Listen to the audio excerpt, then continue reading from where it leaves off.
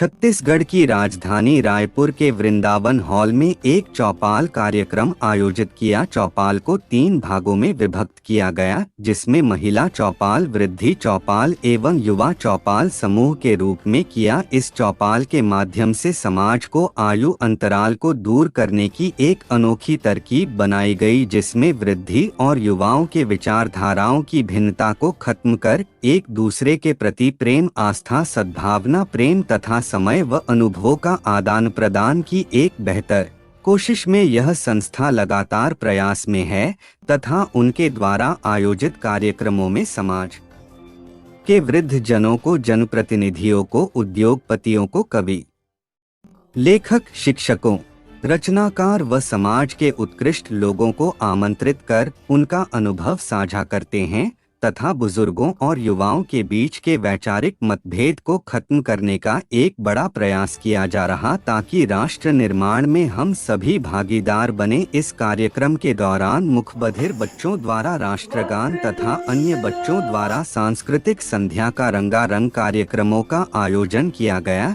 जिसमें विभिन्न विधा के बच्चों ने अपनी प्रस्तुति दी। बुजुर्गों ने भी भजन और कीर्तन कार्यक्रम प्रदर्शन किया। इस बीच वृद्ध आश्रम के बुजुर्गों ने भी अपने प्रतिभा की छटा बिखरते हुए नृत्य करते नजर आए। कार्यक्रम के मुख्य अतिथि रायपुर ग्रामीण विधायक मोतीलाल साहू तथा समाज सेवक व उद्योगपति राजेश अग्रवाल मुख्य रूप से उपस्थित रहे। संस्थापक प्रशांत पांडे तथा अतिथियों ने मंच के माध्यम से अपने विचारों को समाज के उत्कृष्ट लोगों के मध्य रखा। आइए जानते हैं इन्होंने क्या कहा। बुजुर्गों की जो चौपाल है, इसमें एक डिस्टेंस बताया गया है। युवा वर्ग और बुजुर्गों के बीच में जो जनरेशन गैप है उसको कम करने की बात कह रही है संस्था। तो आप किस प्रकार से देख पा रहे हैं? बुजुर्गों की चौपाल संस्था की आज 8वीं स्थापना दिवस है। 8 सालों से निरंतर इस संस्था के द्वारा एक जन जागरण का अभियान समाज के बीच में चलाया जा रहा है और साथ ही साथ बुजुर्गों की सेवाएं भी इनके द्वारा दिया जा रहा है। और मैंने कई ऐसे संस्थाओं को देखा है जहां पे जो सेवाएं घर पे नहीं हो सकती, ऐसी उससे भी बढ़ करके एक बड़ा परिवार के रूप में ऐसे बुजुर्गों की सेवाएं हो रही है। हालांकि ये परिस्थितियां हमारे समाज में निर्मित नहीं होनी चाहिए, क्योंकि बुजुर्गों के पास प्राप्त होता है, परंतु कई जगहों पे देखने को मिलता है कि हम बुजुर्गों का सम्मान नहीं कर पाते, जिससे कारण समाज में ऐसी विकृतियां फैल रही है। आज जो हमारा भारतीय संस्कृति जो नुकसान हो रहा है उसको, ये सब के पीछे कहीं ना कहीं बुजुर्गों का आशीर्वाद के कारण है कि बुजुर्गों का आशीर्वाद हम नहीं लेते, उनके अनुभव का लाभ नहीं लेते हम, जिसके कारण ये परिस्थितियाँ निर्मित होता है। लेकिन इन परिस्थितियों में भी अगर बुजुर्गों की चौपाल नामक ऐसी संस्थाएं जब आगे आता है और युवा पीढ़ी और बुजुर्गों के बीच एक कड़ी बन करके सामने आता है, तो एक जन जागरण अभियान चलता है और उसके माध्यम से लोगों को समझने का अवसर मिलता है। अभी एक आधुनिक युग है, अभी सब टीवी का और मोबाइल का जमाना है। अभी राजेश अग्रवाल जी समाज सेवी है, वो कह रहे थे कि निश्चित तौर पे ये कुछ चीज़ें ऐसा है, इलेक्ट्रॉनिक चीज़ें जो है, जो बुजुर्गों को जो सम्मान मिलना चाहिए, उनके बीच में एक संवाद होनी चाहिए, एक स्नेह और एक संबंध होना चाहिए।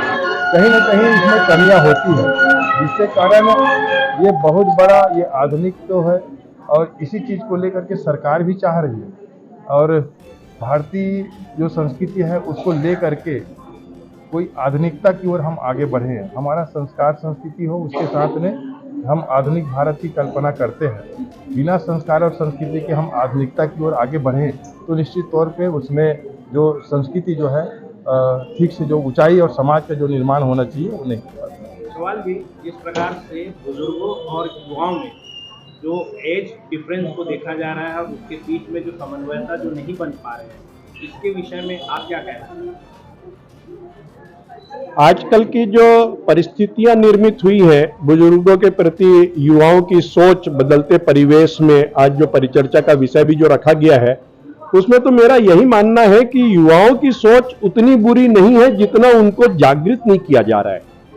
आज हम देख रहे हैं कि युवा वर्ग इतना ज्यादा समाज सेवा के क्षेत्र में, जन जागरण के क्षेत्र में डाउन टू अर्थ हो रहे हैं, जिसको पहचानने की आवश्यकता है। लोग हमेशा युवाओं के बारे में केवल विध्वंसकारी हैं, बात नहीं सुनते हैं, परिवर्तन कितना ज्यादा हो रहा है, किस ओर युवा जा रही है, इस पे निगेटिविटी की बात ज्यादा करने लगते हैं। तो लॉ ऑफ अट्रैक्शन यही कहता है कि आप जिसका प्रयोग ज्यादा करेंगे वो होता है। युवाओं के प्रति यदि हम अच्छी सोच रखें, उनको जागृत करें। मैं एक एग्जांपल देता हूं, मेरे कॉलेज में एक टीम बनी हुई है जो बुजुर्गों के आश्रम में जाकर के उनके लिए काम करती है, और वो जाकर के आंख में आंसू ला ला करके काम करते हैं और उनके प्रति सोच पैदा करते हैं, और वो पूरे कॉलेज के बच्चों को अवेयर कर लिए। अब इतनी ज्यादा संख्या में युवा वर्ग, स्टूडेंट, वो भी कॉलेज के स्टूडेंट, जिनके बारे में हम कल्पना नहीं कर सकते हैं। तो सब मिलाकर के रिजल्ट ये निकलता है, यदि आज के युवाओं को सही ढंग से मार्गदर्शन दिया जाए, उनको जागृत किया जाए, बुजुर्गों की महत्ता को बताया जाए, उनके बीच में उनके संस्कार को स्थापित किया जाए, ये जो जनरेशन गैप आया है इसको भी बहुत हद तक सुधारा जा सकता है और बहुत अच्छे से संवारा जा सकता है और बुजुर्गों का सम्मान वापस दिलाया जा सकता है। अग्रवाल जी, वृद्धाश्रम का समापन हो, ऐसी मैसेज युवाओं के लिए आप क्या छोड़ना चाहते पूरे देश में? बुजुर्गों का लिए आश्रम समाप्त तो नहीं हो सकता, मेरी ऐसी मान्यता है। होना चाहिए, 100% होना चाहिए, ये मैं भी विचार रखता हूं। लेकिन यदि समाप्त नहीं हो रहा है तो उस आश्रम में बुजुर्गों को अपने परिवार जैसा प्यार मिले, अपने परिवार जैसा उनको एहसास हो, भावनात्मक एहसास हो, और अपने ब्लड रिलेशन को छोड़ करके भी वो भूल करके उस आश्रम में रह सके, ऐसे आश्रम की कल्पना मैं करता हूं। और इसके लिए भी बुजुर्गों को ये कहना चाहिए कि यदि संपत्ति, पद, पैसा और सम्मान, ये तीनों से बढ़कर के यदि कोई दायित्व है तो वो बुजुर्गों का सम्मान है। बुजुर्गों के प्रति अपने दायित्व को समझे, उनको पाले पोसे, उनके छत्र छाया में रहे और जागृत करे, तो धीरे धीरे आश्रम भी जितने खुले हुए हैं वो धीरे धीरे लुप्त प्राय होते चले जाएंगे। सर, आप बुजुर्गों के लिए कविता बोले थे, आप एक बार बुजुर्गों के लिए तो नहीं बोला था, वो तो पिक्चर की लाइन है जो आज मैंने उल्लेख किया था। वो उनके बारे में, मैंने एक आश्रम में चलाता हूं तो उनके बीच में मैं जब भी यदा कदा जाता हूं, बैठता हूं, तो मुझे महसूस होता है कि उनको पैसे की आवश्यकता नहीं है, उनको बहुत ज्यादा आलीशान मकान की आवश्यकता नहीं है, उनको 2 वक्त की रोटी और केवल समय बिताने वाले लोग चाहिए, उनके चेहरे पे मुस्कुराहट चाहिए। तो पिक्चर की लाइन की गाना है कि किसी की मुस्कुराहटों पे हो निसार, किसी का दर्द मिल सके तो ले उधार, जीना इसी का नाम है, जीना इसी का नाम है। मैंने युवाओं के लिए ये कहा था कि आजकल के युवा यदि अपनी आस्था बुजुर्गों के प्रति दिखाएं, अपनी आस्था जैसे हम देश के लिए दिखाना चाहते हैं, जैसे अपने परिवार के लिए दिखाना चाहते हैं, जैसे अपने मौज मस्ती के लिए दिखाना चाहते हैं, वैसी आस्था यदि हम बुजुर्गों के प्रति दिखाने लग जाए तो ये संसार भी स्वर्ग जैसे लगने लग जाएगा। और इसके बारे में किसी ने कहा है कि इंसान ही इंसान को इंसान बना देता है, हर लगन मुश्किल को आसान बना देता है। अरे कौन जाता है मंदिरों में पूजा करने, आपकी और हमारी आस्था ही है जो पत्थर को भी भगवान बना देता है। राजेश अग्रवाल, समाज सेवी। से आज आप लोग जो बुजुर्गों और युवाओं के बीच का जो अंतर है या सामंजस्य है वो सही नहीं बैठ पा रहा है, उसको लेकर के जो आज कार्यक्रम के माध्यम से आप मैसेज देना चाहते हैं, क्या है?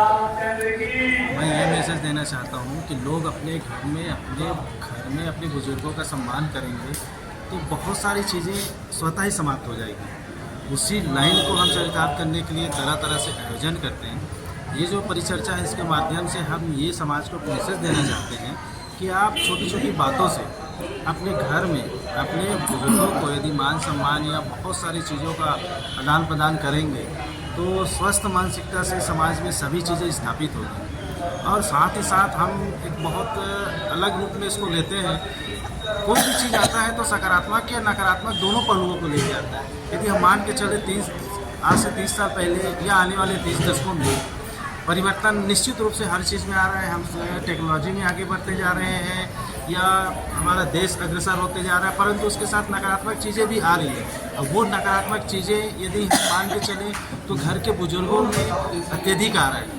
उसको इस रोकने के लिए यदि कोई अच्छा सा प्रयास शासन के स्तर पे हो तो वो एक अलग कड़ी का है, परंतु हर छोटी छोटी सामाजिक संस्थाएँ जिनको हम इकट्ठे करके ये चीज़ करते हैं और उसके मेंबरों का हम ये मोटिवेट करने की कोशिश करते हैं कि आप अपने घर में छोटी छोटी बातों को अपने सास हो, ससुर हो, माता हो, पिता हो, उनको ध्यान दीजिए।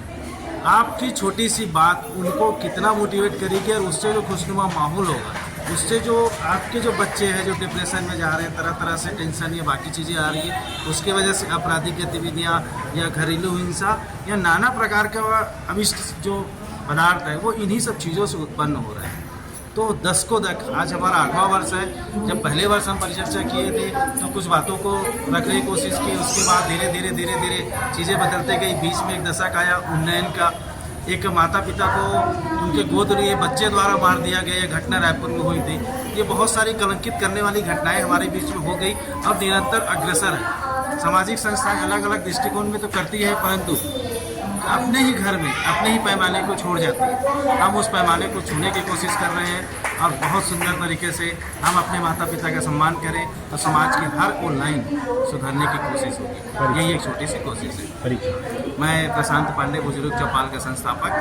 जिस प्रकार से बुजुर्गों और युवाओं के बीच का जो डिस्टेंस है आज के समाज में बन रहा है, उसको दूर करने के लिए आप लोग जो प्रयास कर रहे हैं वो किस तरीके से प्रयास?